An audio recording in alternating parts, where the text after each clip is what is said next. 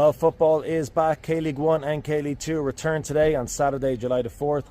But I will not be attending a game in either of those two leagues. This is Hyochang Stadium in central Seoul.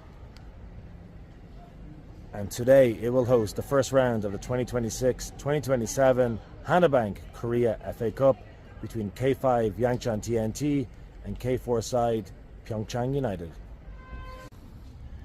So behind me over there, the brown tiles, the exterior of the main stand at Hyochang Stadium. The stadium was built in 1960 for that year's AFC Asian Cup. Korea won it. They defended the title they won 4 years before, and remarkably, that is the last time Korea has won their primary continental competition. Again, that was way back in 1960. A sign of much things have changed. Their opponents in 1960 was a four-way competition, and their opponents were South Vietnam, Taiwan, and Israel. And Korea won all three matches, scoring 9 goals, conceding just 1 to win the 1960 AFC Asian Cup at Hyochang Stadium. A sign of how things have changed here in Seoul. One of the original exits or entrances, turnstiles of Hyochang Park, now blocked by a Tesla.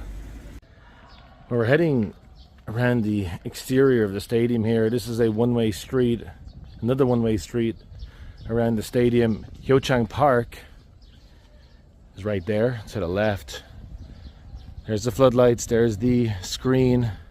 Look at this neighborhood. This is so beautiful. You would not imagine that at one point this stadium hosted a major continental football tournament, but it did a long time ago in 1960. Well, the side of the park, Hyochang Park, is actually a site for many statues of patriots. And over here, the stadium. Now, at the time, Korea did have another stadium called Seoul Stadium in Dongdaemun, also in central Seoul. They specifically built this stadium for the 1960 Asia Cup. They were hoping to make a international football stadium in Seoul, but as you'll find out when we have a look at the interior of the stadium, it also has a running track. So whilst it might have been built for football with 1960 in mind, it is a multi-purpose stadium, which is very, very common here in Korea. I hope you like the trees and stuff in the background. It is quite quiet, people running, walking their dogs. It's so, it's just so, it feels so far away from what downtown Seoul looks like, which is, probably no more than a 10-minute walk to Hyochang Park Station on the subway line. This is what the stadium area looks like. A lot of one-way streets, the sun setting over the apartments in the background. It's a great venue. Absolutely beautiful part of the city, and a great place to watch a game. So the home team for this Korea Cup first round tie, Yangchan TNT, they are in the sky blue jersey, playing left to right as I look at it. And their opponents from K4, Pyeongchang United, they are in the darker blue, playing from right to left. So they'll be shooting into this goal in the first half. Look at the backdrop, love it. This is the beauty of a stadium that doesn't have a roof. This is the type of view that you get. Class. Now today, Hyochang Stadium's capacity is around 15,000, and as you can see for this game, the vast majority of people are in the main stand, those orange seats over there.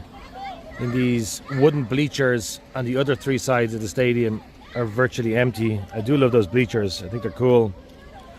But in 1960, for the Asia Cup, the stadium held 30,000 people, but it is estimated that for the second game against Israel, 100,000 people tried to gain entry into the stadium. An unofficial report suggests that those orange gates over there were swamped, and as many as 60,000 people were inside this stadium in 1960 to see Korea take on Israel. It's also reported that several people were severely injured, and one person, a young boy, died during that game. And here today, for the first round of the Korea FA Cup, it's obviously a lot quieter. It's extremely wonderful.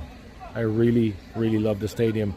It is the perfect size for K-League 2 and even for some teams in K-League 1. It's a shame that it gets such little use in professional football.